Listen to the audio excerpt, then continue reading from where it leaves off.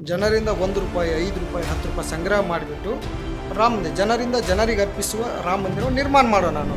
ಈ ಹಣ ಅವತ್ತಿಗೆ 1400 ಕೋಟಿ ಆಗಿತ್ತು. ಅವತ್ತಿಗೆ 1 ರೂಪಾಯಿ 5 ರೂಪಾಯಿ 10 ರೂಪಾಯಿ ಸಂಗ್ರಹ ಮಾಡಿದ್ದು 1400 ಕೋಟಿ ಆಗಿತ್ತು. ಏನು ರಾಮ ಮಂದಿರ ಹಿಂದೂಗಳದ್ದು. ಹಿಂದೂ ಮಂದಿರ ಕಟ್ಟಲಿಕ್ಕೆ ಯಾರು ಕೊಟ್ಟರು ದುಡ್ಡನ್ನ? ಹಿಂದೂಗಳು ಕೊಟ್ಟರು. ಕಟ್ಟಿರೋದು ಯಾರು? ಹಿಂದೂಗಳು. ಕಳ್ಳತನ ಆಗಿರುವ ಎಲ್ಲ ಹಣವನ್ನು ವಾಪಸ್ ಬರಕ್ಕೆ ಸಾಧ್ಯತೆ ಇದೆಯಾ? ಖಂಡಿತ ಬರೋದಿಲ್ಲ. ಅಥವಾ ರಾಮನಿಗೆ ಗುನ್ನ ಹಾಕಿದ್ದಾರೆ ಅಂತ ಹೇಳಬೇಕಾಗತ್ತೆ. ಪ್ರಿಯ ವೀಕ್ಷಕರೇ, ಪೀಪಲ್ ಟಿವಿಯ ಮತ್ತೊಂದು ಪಾಡ್ಕಾಸ್ಟ್ಗೆ ತಮಗೆಲ್ಲ ಸ್ವಾಗತ. ಇವತ್ತು ನಮ್ಮ ಸ್ಟುಡಿಯೋದಲ್ಲಿರೋರು ಹನುಮೇಗೌಡರು, ನಿಮಗೆಲ್ಲ ಗೊತ್ತಿರುವಂಥದ್ದು. ಆಗಾಗ ನಮ್ಮ ಸ್ಟುಡಿಯೋದಲ್ಲಿ ಬಂದು ಅವರು ವಿಚಾರಗಳನ್ನ ಹಂಚ್ಕೊಳ್ತಾ ಇರ್ತಾರೆ. ಅವರು ವಿಶೇಷತಃ ಹೆಚ್ಚಾಗಿ ಹೇಳ್ತಾ ಇರೋದು RSS ಬಗ್ಗೆ. ಆರ್ ಎಸ್ ಎಸ್ಸಿನ ಕುಂದುಕೊರತೆಗಳೇನು, ಲೋಪದೋಷಗಳೇನು, ಈ ರೀತಿ ಅವರು ನಮ್ಗೆ ಅನಿಸ್ತಿರೋದು ಅವರು RSSನ ದ್ವೇಷ ಮಾಡ್ತಾ ಇರೋದ್ರಿಂದ ಅವರು ಪದೇ ಅದನ್ನೇ ಮಾತಾಡ್ತಾರೆ. ಅದಕ್ಕೆ ದಾಖಲೆಗಳೇನು, ನಿಜಕ್ಕೂ ಅವ್ರು ಹೇಳ್ತಾ ಇರೋದು ಸತ್ಯ ಇದೆಯಾ, ಈ ಥರದ್ದು ಒಂದು ಅನುಮಾನಗಳೆಲ್ಲ ಬಂದಾಗ ಅವರಿಗೆ ನಾವು ಸುಮ್ಮನೆ ತಮಾಷೆಗೆ ಹೋಲಿಸಲು ಹಿಡಿದು ಏನು ಮಾತಾಡ್ತಿರಲ್ಲ ಸರ್, ಅದಕ್ಕೊಂದಿಷ್ಟು ದಾಖಲೆಗಳನ್ನ ತೊಗೊಂಡು ಬನ್ನಿ ಅಂತ. ಈ ಸಲ ಅವರು ಒಂದಿಷ್ಟು ದಾಖಲೆ ಹಿಡ್ಕೊಂಡು ನಮ್ಮ ಜೊತೆ ಬಂದಿದ್ದಾರೆ. ಹಾಗಾಗಿ ಏನು ಅಯೋಧ್ಯೆ ರಾಮ ಮಂದಿರ ಇದೆಯಲ್ಲ, ಅಲ್ಲಿ 100 ಕೋಟಿ ಕಳ್ಳತನ ಆಗಿರುವಂಥದ್ದು ಅದು ನಿಜವಾ?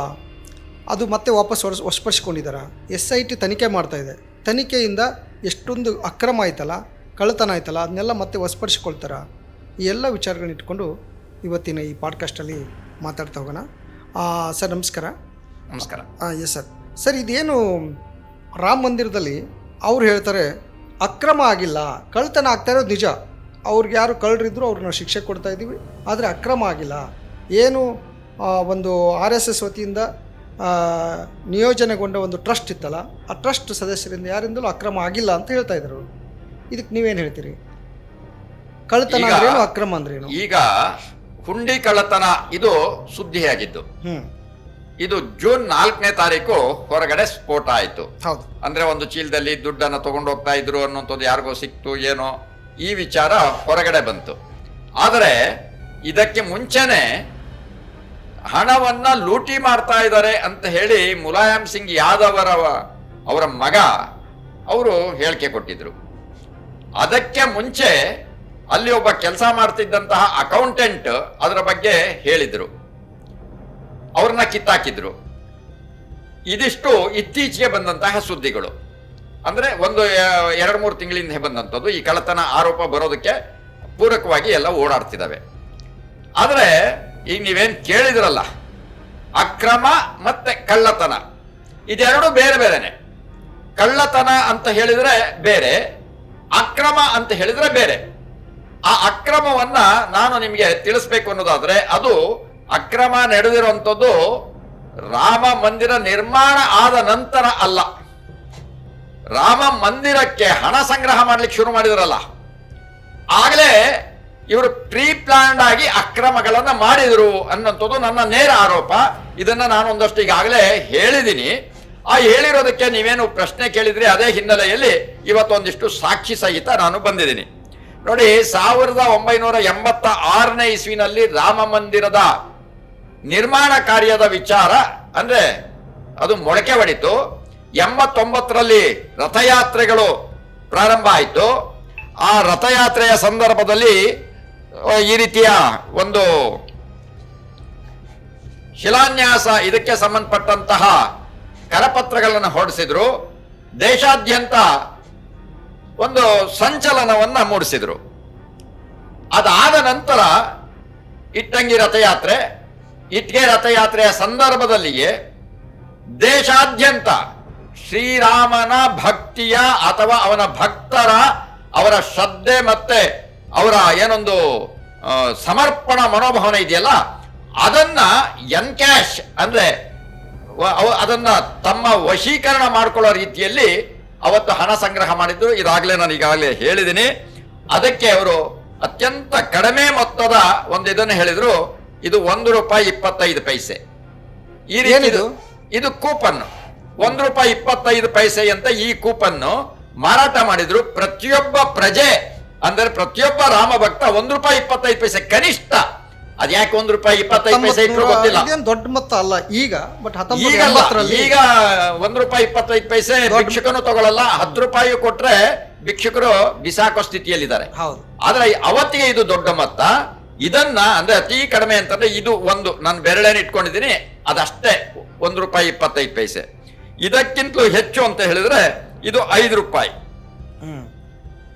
ಅದೇ ರೀತಿಯಲ್ಲಿ ₹10, ಇದೇ ರೀತಿಯಲ್ಲಿ ₹50. ಎಲ್ಲದರಲ್ಲೂ ರಾಮ ಮಂದಿರದ ಒಂದು ರಾಮ ಮಂದಿರದ ಇದು ಈ ರೀತಿ ರಾಮ ಮಂದಿರವನ್ನ ನಿರ್ಮಾಣ ಮಾಡ್ತೀವಿ ಅನ್ನುವಂತಹ ಒಂದು ಸ್ಕೆಚ್ ಅನ್ನ ಮಾಡಿ ಇದರಿಂದ ಇಡೀ ದೇಶಾದ್ಯಂತ ಹಣವನ್ನ ಸಂಗ್ರಹ ಮಾಡಿದ್ರು.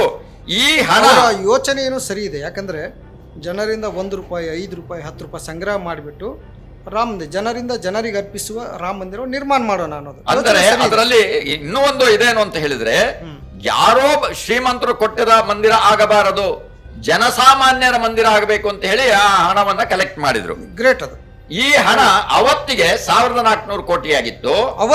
ಅವತ್ತಿಗೆ ₹1, ₹5, ₹10 ಸಂಗ್ರಹ ಮಾಡಿದ್ದು 1400 ಕೋಟಿ ಆಗಿತ್ತು. ಆದ್ರೆ ಈ ಹಣದಿಂದ ಈಗ ಮಂದಿರ ನಿರ್ಮಾಣ ಆಗಿದೆ. ಇಲ್ಲ ಮತ್ತೆ ಆ ಹಣ ಅಂದ್ರೆ ಆ ಸಂದರ್ಭದಲ್ಲಿ ಏನ್ ಸಂಗ್ರಹ ಮಾಡಿದ್ರು, ಜಾಗದಲ್ಲಿ ಬಾಬರ್ ಕಟ್ಟಡ ಇತ್ತು, ಅದನ್ನು ಹೊಡೆದಾಕಿರು. ಅದಾದ್ಮೇಲೆ ಅದು ಕೋರ್ಟ್ ಕೇಸ್ಗೆ ಹೋಯ್ತು. ಇಲ್ಲಿ ಅತ್ಯಂತ ಮುಖ್ಯವಾಗಿ ಗಮನಿಸಬೇಕಾಗಿರುವಂತದ್ದು ಅಂದ್ರೆ ದಿಕ್ಕು ಚೇಂಜ್ ಆಯ್ತು ಅನ್ಕೋಬೇಡಿ ನೀವು ಹೇಳ್ತಾ ಇರೋದು. ಅವಾಗ ಅದು ಕೋರ್ಟ್ ಎಲ್ಲ ತುಂಬಾ ಗಲಾಟೆಗಳೆಲ್ಲ ಆಗ್ತಾ ಇರೋದ್ರಿಂದ 1400 ಕೋಟಿ ಹಣ ಅವ್ರ ಹತ್ರ ಇತ್ತು. ಅದನ್ನ ಬಹುಶಃ ಬ್ಯಾಂಕ್ ಅಲ್ಲಿ ಇಟ್ಟಿರ್ತಾರೆ. ಅದು ಮತ್ತೆ ಡಬಲ್ ತ್ರಿಬಲ್ ಆಗಿರುತ್ತೆ. ಹೌದು, ಅದು ಆಗಬೇಕಾಗಿತ್ತು. ಆ ಸಂದರ್ಭದಲ್ಲಿ ಕಟ್ಟಡವನ್ನು ಹೊಡೆದಾಕಿದಾಗ ಸಹಜವಾಗಿ ಅದು ಸುಪ್ರೀಂ ಕೋರ್ಟ್ ಹೋಯ್ತು. ನಿರ್ಮೋಹಿ ಅಖಾಡ ಮಂದಿರದ ನಿಜವಾದಂತಹ ವಾರಸುದಾರರು. ಅದೇ ರೀತಿಯಲ್ಲಿ ಮುಸಲ್ಮಾನರಿದ್ರು. ಅದ್ರ ಪಕ್ಕದಲ್ಲಿ ಇವರು ಜಾಗ ತಗೊಂಡು ಇದ್ ಮಾಡ್ಲಿಕ್ಕೆ ಹೋದಾಗ ಇದು ಸುಪ್ರೀಂ ಕೋರ್ಟ್ ಹೋಯ್ತು. 2019 ಸುಪ್ರೀಂ ಕೋರ್ಟ್ ನಲ್ಲಿ ಇತ್ತು. ಈ ಸಂದರ್ಭದಲ್ಲಿ ಇವರೇನು ಹಣ ಸಂಗ್ರಹ ಮಾಡಿದ್ರಲ್ಲ, ಅದು ಇಮ್ಮಡಿ ಮುಮ್ಮಡಿ ತ್ರಿಮಡಿ ಆಗಿ ಏನೇನೋ ಆಗಿ ಅದು ನನ್ನ ಲೆಕ್ಕದ ಪ್ರಕಾರ 22,000 ಕೋಟಿ ಆಗ್ಬೇಕಾಗಿತ್ತು.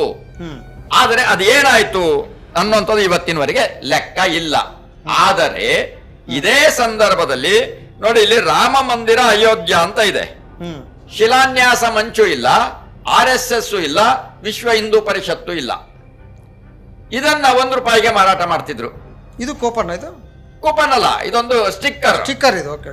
ಇದನ್ನ ₹1 ಮಾರಾಟ ಮಾಡ್ತಿದ್ರು. ಅದೇ ರೀತಿಯಲ್ಲಿ ಇದು ಕಾರ್ಡ್. ಇದರಲ್ಲಿ ಯಾರಿಗೆ ಏನು ಇಲ್ಲ ನೋಡಿ.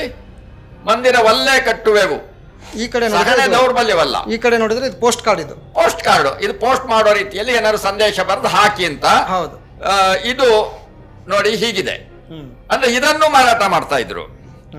ಅದೇ ರೀತಿಯಲ್ಲಿ ಸಾಧು ಸಂತರ ಏನು ಸಮ್ಮೇಳನ ರಥಯಾತ್ರೆ ಅದನ್ನು ಮಾಡಿ ಈ ರೀತಿಯಲ್ಲಿ ಕಾರ್ಡ್ಗಳನ್ನು ಇವನ್ನೂ ಮಾರಾಟ ಮಾಡ್ತಾ ಇದ್ರು. ಬರೀ ಇದಿಷ್ಟು ಮಾತ್ರ ಅಲ್ಲ, ಈ ರೀತಿ ಸ್ಟಿಕ್ಕರ್ಗಳನ್ನು ಮಾರಾಟ ಮಾಡ್ತಾ ಇದ್ರು. ಇದು ಸ್ಟಿಕ್ಕರು, ಇದು ಸ್ಟಿಕ್ಕರು, ಮತ್ತೆ ಇದು ಸ್ಟಿಕ್ಕರ್.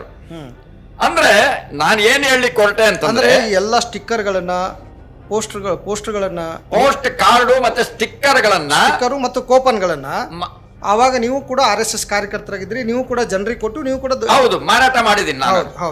ಅಂದರೆ ಇಲ್ಲಿ ಒಂದು ಕೂಪನ್ ಇಂದ ಸಂಗ್ರಹ ಆಗಿದ್ದು 1400 ಕೋಟಿ.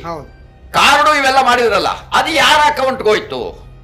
ಅಂದರೆ ರಾಮನ ಹೆಸರಿನಲ್ಲಿ ಕಳ್ಳತನ ಆಗ್ತಾ ಇದೆ. ಅಂದ್ರೆ ಇವತ್ತೇನು ರಾಮನ ಮಂದಿರದಲ್ಲಿ ಕಳ್ಳತನ, ಇದು ಇವತ್ತಲ್ಲ ಕಳ್ಳತನ ಆಗಿರೋದು, ಅವತ್ತಿನಿಂದನೇ ಆಯ್ತು. ಮಾರಾಟದ ಸರ್ಕಾರ RSS ನವರಿಗೆ ಅವರು ಮಂದಿರ ಕಟ್ಟುವಂಥದ್ದು ಒಂದು ನೆಪ. ಅದರ ಜೊತೆಗೆ ಶ್ರೀರಾಮನನ್ನ ಅವರು ವ್ಯವಸ್ಥಿತವಾಗಿ ಮಾರಾಟದ ಸರ್ಕನ್ನ ಮಾಡಿಕೊಂಡು ಇಡೀ ದೇಶಾದ್ಯಂತ ಹಣವನ್ನ ಸಂಗ್ರಹ ಮಾಡಿದ್ರು. ಆ ಹಣ ಬೇರೆ ಬೇರೆ ಅಕೌಂಟ್ಗಳಲ್ಲಿ ಹೋಯ್ತು. ಅದು ರಾಮನ ಮಂದಿರ ಅಕೌಂಟ್ಗೆ ಹೋಗ್ಲೇ ಇಲ್ಲ. ಈಗ ನಾನೇನ್ ತೋರಿಸ್ದೆ ಇವೆಲ್ಲವೂ ಕೂಡ ಬೆಂಗಳೂರಿನ ರಾಷ್ಟ್ರೋತ್ಥಾನ ಪರಿಷತ್ನಲ್ಲಿ ಮುದ್ರಣ ಆಗತ್ತೆ. RSS ನ ಒಂದು ಮುದ್ರಣ ಸಂಸ್ಥೆ ಇದೆ, ಸಂಘ ಪರಿವಾರದವಲ್ಲ. ಮುದ್ರಣ ಎಲ್ಲಾದ್ರೂ ಆಗ್ಲಿ, ಅಂದ್ರೆ ನೀವು ಇದನ್ನ ಹೆಂಗೆ ಈಗ ಈ ಕೂಪನ್ಗಳಿಗೆ ಮಾಡಿದಕ್ಕೆ ಅಡ್ರೆಸ್ ಇದೆ, ಡೈರೆಕ್ಟು ಹುಂಡಿಗೆ ಹೋಗಿರುತ್ತೆ. ಬೇರೆ ನೀವು ಪೋಸ್ಟ್ಗಳನ್ನ ಮಾಡಿದ್ದು ಅವುಗಳೆಲ್ಲ ಬೇರೆ ಹೋಗಿದೆ ಅಂತ ಹೆಂಗೆ ನೀವು ಅನುಮಾನ ಪಡ್ತೀರಿ? ಅಲ್ಲ, ಈಗ ಅದರಲ್ಲಿ ಇಲ್ಲವೇ ಇಲ್ಲಲ್ಲ.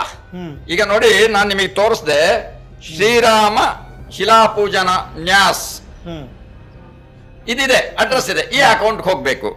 ಅದೇ ರೀತಿಯಲ್ಲಿ ಇಲ್ಲಿ ನಿಮ್ಗೆ ಏನೋ ಇದನ್ನು ತೋರಿಸ್ದೆ ಕಾರ್ಡು, ಇಲ್ಲಿದೆ ರಾಮ ಮಂದಿರ ನಿರ್ಮಾಣ ನಿಧಿ, ಆ ಹೆಸರಿನಲ್ಲಿ ಇರ್ಬೋದು. ನೋಡಿ, ಒಂದಕ್ಕೊಂದಕ್ಕೆ ಸಂಬಂಧವೇ ಇಲ್ಲ. ಹೌದು, ಗೊತ್ತಾಗ್ತಾ ಇದೆಯಲ್ಲ. ನೋಡಿ, ಇದು ಸಂತ ಯಾತ್ರೆ ಇದಕ್ಕೋಸ್ಕರ ಮಾಡಿದ್ರು. ನೋಡಿ, ಇದರಲ್ಲಿ ಏನೂ ಇಲ್ಲ. ಅಂದ್ರೆ ಇದನ್ನ ನೀವು ಹೇಳ್ತಾರೆ ಇವೆಲ್ಲ ನಾನೇ ಮಾರಾಟ ಈಗ ಮಾಡಿದ್ದೀನಿ. ನಿಮ್ಮ ಅನುಮಾನ ಆರೋಪ ಏನಪ್ಪಾ ಅಂತಂದ್ರೆ ಈ ತರದ ಪೋಸ್ಟರ್ಗಳನ್ನ ಯಾರು ಬೇಕಾದ್ರೆ ಪ್ರಿಂಟ್ ಮಾಡ್ಬೋದು, ಯಾರು ಬೇಕಾದ್ರೆ ದುಡ್ಡು ವಸೂಲಿ ಮಾಡ್ಬೋದು, ಆ ರೀತಿ ಆಗಿರುವ ಸಾಧ್ಯತೆ ಇದೆ ಅಂತ ಹೇಳ್ತಾ ಇದ್ದೀರಿ. ಅಲ್ಲ ಇದೆಲ್ಲ ಇದು ಇತ್ತು ಅಂತ ನಾನು ಹೇಳ್ತಾ ಇರೋದು ಅಂತ ಹೇಳ್ತಾರೆ. ಯಾಕಂದ್ರೆ ಅವಾಗ ನೀವು ನಾನು ಅಲ್ಲೇ ಒಳಗಡೆ ಇದ್ನಲ್ಲ. ಈ ಸಂದರ್ಭದಲ್ಲಿ ನಾವ್ಯಾಕೆ ಇದನ್ನೆಲ್ಲ ಹೇಳಬೇಕಾಗಿದೆ ಅಂತ ಹೇಳಿದ್ರೆ, ಇತ್ತೀಚೆಗೆ ಯಾರೋ ಒಬ್ಬ ಉತ್ತರ ಪ್ರದೇಶದ ಒಬ್ಬ MP ಹೇಳ್ತಾನೆ, RS ಇದು ಏನು ರಾಮ ಮಂದಿರ ಹಿಂದೂಗಳದ್ದು, ಹಿಂದೂ ಮಂದಿರ ಕಟ್ಟಲಿಕ್ಕೆ ಯಾರು ಕೊಟ್ರು ದುಡ್ಡನ್ನ? ಹಿಂದೂಗಳು ಕೊಟ್ರು. ಕದ್ದಿರೋದು ಯಾರು? ಹಿಂದೂಗಳು. ಅಕಸ್ಮಾತ್ ಕಂದು ತಿಂದ್ರೆ ತಪ್ಪೇನಿದೆ? ಹಿಂದೂಗಳೇ ತಿಂತಾರೆ, ಬೇರೆಯವ್ರೇನ್ ಕೇಳಲಿಕ್ಕೆ? ಅವ್ರೇನ್ ದೇವಸ್ಥಾನಕ್ಕೆ ದುಡ್ಡು ಕೊಟ್ಟಿದಾರ? ನಿರ್ಮಾಣಕ್ಕೆ ದುಡ್ಡು ಕೊಟ್ಟಿದಾರ? ಅವ್ರೇನ್ ಭಕ್ತರ ಅಂತ ಕೇಳಿದ್ರು. ಹಾಗಿದ್ದರೆ ನಾನು ಈ ಎಲ್ಲಾ ಕೆಲಸನೂ ಮಾಡಿದ್ದೇನಲ್ಲ ಸ್ವಾಮಿ, ಪ್ರಾಣ ಪಣಕ್ಕಿಟ್ಟು ಹೋರಾಟ ಮಾಡಿದ್ದೇನಲ್ಲ ಸ್ವಾಮಿ. ಹಾಗಿದ್ರೆ ನಮಗೆಲ್ಲ ಲೆಕ್ಕ ಸಿಗ್ಬೇಕಲ್ಲ. ನನ್ನಂತವರು, ಈಗ ನಾನು ಒಬ್ಬ ಕಾರ್ಯಕರ್ತನಾಗಿ ಕೆಲಸ ಮಾಡಿದ್ದೀನಿ, ನಾನು ಕನಿಷ್ಠ ಒಂದು 20-30 ಸಾವಿರ ಜನರಿಂದ ಹಣ ಸಂಗ್ರಹ ಮಾಡಿದೀವಲ್ಲ, ಅವರಿಗೆ ಉತ್ತರದಾಯಿತ್ವ ಕೊಡಬೇಕಾದವ್ರು ಯಾರು? ಹಾಗಿದ್ದರೆ ನಂದು ಒಂದು ಆತ್ಮಸಾಕ್ಷಿ ಇದೆಯಲ್ಲ, ಈ ಆತ್ಮಸಾಕ್ಷಿಗೆ ನಾನು ಪ್ರಶ್ನೆ ಕೇಳಬೇಕಲ್ವಾ? ಆದರೆ ಕೇಳುವಂತ ಕೆಲಸವನ್ನ ಮಾಡಲಿಕ್ಕೆ ಹೋದಾಗ ಅಲ್ಲಿ ಅವರು ಈ ರೀತಿ ಹೇಳ್ತಾ ಇದ್ದಾರೆ. ಆದರೆ ಈಗ ನೀವು ಕೇಳದಂತ ವಿಚಾರಕ್ಕೆ ಬರ್ತೀನಿ. ಪ್ರಶ್ನೆ ಕೇಳಿದ್ದು ಇದು ಕಳ್ಳತನವೋ ಅಕ್ರಮವೋ ಯಾವ ರೀತಿ ನೋಡಿ. ಈ ಕಳ್ಳತನ ಅನ್ನುವಂಥದ್ದು ನೀವು ಹೇಳದಾಗೆ ಕದ್ದರೆ ಅದು ಕಳ್ಳತನ, ಆದ್ರೆ ವ್ಯವಸ್ಥಿತವಾಗಿ ಪ್ರೀ ಪ್ಲಾನ್ಡ್ ಆಗಿ ಮಾಡ್ತಾರಲ್ಲ ಅದು ಅಕ್ರಮ. ಅಂದರೆ 1400 ಕೋಟಿ ತಿಂದಿರೋದು ಅಕ್ರಮ. ಕೂಪನ್ಸ್ ಇಂದ ಹಣ ಸಂಗ್ರಹ ಮಾಡಿದ್ರಲ್ಲ ಅದು ಅಕ್ರಮ. ಪುಸ್ತಕ ಮಾರಾಟ ಆಗ್ತದೆ ಅಂತ ಹೇಳಿ 1 ರೂಪಾಯಿ ಪುಸ್ತಕಗಳನ್ನ ಮಾರಾಟ ಮಾಡಿ 4 ಪೇಜ್ಗೆ 1 ರೂಪಾಯಿಗೆ ಮಾರಾಟ ಮಾಡಿರಲ್ಲ ಇದು ಅಕ್ರಮ. ಅಂದ್ರೆ ಮಾರಾಟದ ಸರ್ಕನ್ನಾಗಿ ಮಾಡಿಕೊಂಡಂತಹ RSS ಮತ್ತು ಸಂಘ ಪರಿವಾರದ ವಿಶ್ವ ಹಿಂದೂ ಪರಿಷತ್ ಇತ್ಯಾದಿಗಳು ಅವತ್ತಿನಿಂದನೂ ಕೂಡ ಅಕ್ರಮವನ್ನ ಮಾಡ್ಕೊಂಡ್ ಬಂದಿದ್ದಾರೆ. ಈ ಅಕ್ರಮಗಳ ಅರಿವಿದ್ದವರೇ, ಇನ್ನೊಂದ್ಸಲ ಹೇಳ್ತೀನಿ, ಈ ಅಕ್ರಮಗಳ ಅರಿವಿದ್ದಂತಹ ಒಂದಷ್ಟು ಜನ ಪ್ರಮುಖರೇ RSS ನ ಪ್ರಚಾರಕರು. ಅವರು ಅಂದ್ರೆ ಸರ್ವಸ್ವವನ್ನು ತ್ಯಾಗ ಮಾಡಿದಂತಹ RSS ನ ಪ್ರಚಾರಕರು. ಅಂತಹ ಏನೋ ಕಟಿಬದ್ಧರಾದಂತಹ ಸ್ವಯಂ ಸೇವಕರು ಇವತ್ತು ರಾಮ ಮಂದಿರದ ಆಡಳಿತದಲ್ಲಿ ಮಾತ್ರ ಅಲ್ಲ, ಅಲ್ಲಿ ಕೆಲಸ ಮಾಡುವಂತಹ ಪ್ರಮುಖ ಹುದ್ದೆಗಳಲ್ಲಿ ಮತ್ತು ಅಲ್ಲಿರುವಂತಹ ಸಿಬ್ಬಂದಿಗಳಲ್ಲಿ RSS ನವರ ಇದ್ದಾರೆ ಮೇಜರ್. ಹಾಗಿದ್ದಾಗ ಅಲ್ಲಿ ಕಳ್ಳತನ ಆಗತ್ತೆ, CCTV ಇದ್ದಾಗ್ಲೂ ಕಳ್ಳತನ ಆಗತ್ತೆ. ಅಂದರೆ ಇದನ್ನ ಕಳ್ಳತನ ಅಂತ ಕರಿಬೇಕೋ ಅಕ್ರಮ ಅಂತ ಕರಿಬೇಕೋ? ಇದು ಅವರಿವತ್ತು ಹೇಳ್ತಾ ಇದ್ದಾರೆ ಇದು ಏನು ಕಳ್ಳತನ. ನೋಡಿ, 4ನೇ ತಾರೀಕು ವಿಷಯ ಗೊತ್ತಾಯ್ತು. 6ನೇ ತಾರೀಕು ಒಳಗಡೆ ನಾವು ಅದನ್ನ ಪತ್ತೆ ಹಚ್ಚಿದ್ವಿ, ಹಣವನ್ನ ತಂದ್ವಿ, ಅಕೌಂಟ್ಗೆ ಹಾಕಿದ್ವಿ. ಆ ಹಣವನ್ನ ಅಕೌಂಟ್ಗೆ ಹಾಕಿದ ನಂತರ 13ನೇ ತಾರೀಕು ಸರ್ಕಾರದ ಗಮನಕ್ಕೆ ತಂದ್ವಿ. SIT ರಚನೆ ಮಾಡಿದ್ರು. SIT ಇಂದ ಈಗೆಲ್ಲ ಇದ ತನಿಖೆ ಆಗ್ತಾ ಇದೆ. 8-9 ಜನರನ್ನ ಅರೆಸ್ಟ್ ಮಾಡಿದೀವಿ. ಇದೆಲ್ಲ ಹೇಳ್ತಾ ಇದ್ದಾರೆ. ಈಗ SIT ತನಿಖೆ ಮಾಡ್ತಿದಾರಲ್ಲ, SIT ಇಂದ ತನಿಖೆ ಮಾಡಿಸ್ತಾ ಇದ್ದಾರೆ. ಈ ಕಳ್ಳತನ ಆಗಿರುವ ಎಲ್ಲ ಹಣವನ್ನು ವಾಪಸ್ ಬರಕ್ ಸಾಧ್ಯತೆ ಇದೆಯಾ? ಖಂಡಿತ ಬರೋದಿಲ್ಲ. ಯಾಕೆ ಅಂತಂದ್ರೆ ತಿಂದಿರೋಂತ ತಿಮಿಂಗಿಲಗಳಿದಾವಲ್ಲ, ದುಡ್ಡನ್ನ ತಿಂದಿರೋ ತಿಮಿಂಗಿಲಗಳಿದಾವಲ್ಲ, ಅವಲ್ಲೇ ಇದಾವೆ. ಅಲ್ಲೇ ಇದಾವೆ ಅಂತಂದ್ರೆ ಅಲ್ಲೇ ಓಡಾಡ್ತಿದ್ದಾವೆ. ಅಂದ್ರೆ ಸಂಘ ಪರಿವಾರದ RSS ನ ಸುತ್ತಮುತ್ತಲೂ ಇದಾವೆ. ಅವ್ರಿಗೆ ಯಾರಿಗೂ ಆರೋಪ ಬಂದೇ ಇಲ್ಲ. ಆರೋಪ ಬಂದಿದ್ದಾವೆ, ಅವ್ರು ಯಾರನ್ನೋ ಅವ್ರನ್ನ ಇನ್ನೂ ವಿಚಾರಣೆ ಮಾಡಲೇ ಇಲ್ಲ. ಹಂಗಿದ್ದಾಗ ಇಲ್ಲಿ ಗಮನಿಸಬೇಕಾದಂಥದ್ದು, ಕದ್ದಿರೋಂಥವ್ರು ಕೇವಲ ಸಣ್ಣವರು. ಅವ್ರ ತಲೆ ಕಟ್ಟಿ ಆರೋಪವನ್ನ ಮೇಲೆ ಇದು ಮಾಡ್ತಾ ಇದ್ದಾರೆ. ಹೇಗೆ 1400 ಕೋಟಿ ಅಡ್ರೆಸ್ ಇಲ್ದಂಗೆ ಆಯ್ತು, ಹಾಗೆ ತಿಂದಿರೋಂಥ ಸಾವಿರಾರು ಕೋಟಿಗಳು ಅಡ್ರೆಸ್ ಇಲ್ದಂಗೆ ಆಗತ್ತೆ. ಅಂದ್ರೆ ಅಕ್ರಮವನ್ನ ಕಳ್ಳತನದ ಹೆಸರಿನಲ್ಲಿ ಮುಚ್ಚಾಕ್ತಾರೆ. ಇದು ವ್ಯವಸ್ಥಿತವಾದಂತ ಸಂಚು. ಹಾಗಾಗಿ ಇದು ಕಳ್ಳತನದ ಹೆಸರಿನಲ್ಲಿ ನಡೀತಾ ಇರುವಂತ ಅಕ್ರಮಗಳು, ಭ್ರಷ್ಟಾಚಾರಗಳು, ಅಥವಾ ಲೂಟಿ, ಅಥವಾ ರಾಮನಿಗೆ ಗುನ್ನ ಹಾಕಿದ್ದಾರೆ ಅಂತ ಹೇಳಬೇಕಾಗತ್ತೆ.